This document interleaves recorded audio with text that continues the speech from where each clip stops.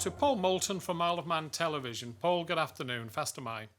Thank you. I think a lot of people will be tuned in today to find out what exactly happened. I mean, there's obviously been a breach of protection and procedures. We're all hearing things that potentially around a key worker.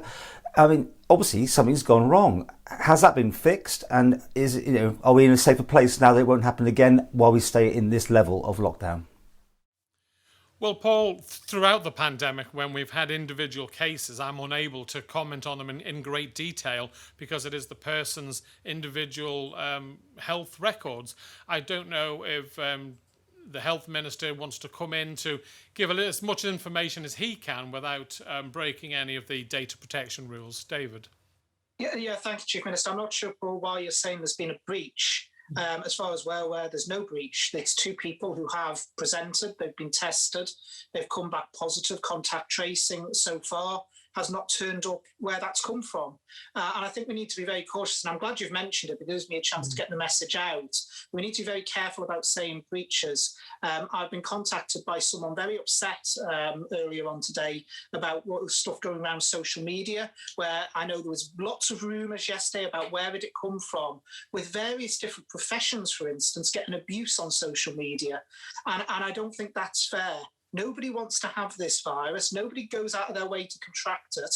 It's very important that when these things emerge, we have to remember the people who end up with the virus are victims themselves. Now, these are from an unknown source, so we need to be just a bit careful about suggesting there's been any form of breach or protocols haven't been followed that have actually led to this, because certainly as far as I'm aware as Minister for Health, that certainly isn't the case. These are two cases from an unknown source, just as we had many cases from an unknown source during the last month or so, earlier in late February.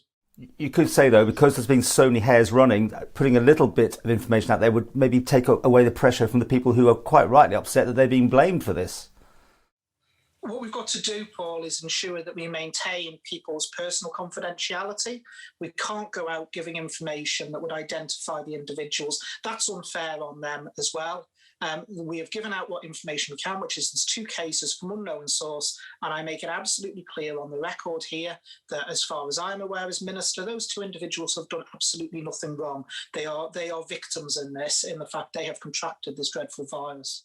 Okay. My second question, you were saying advising people maybe to work at home, be more socially distanced. As employers yourself, of the civil service, are you telling people there or recommending that most civil servants, where possible now, should be working from home until further notice?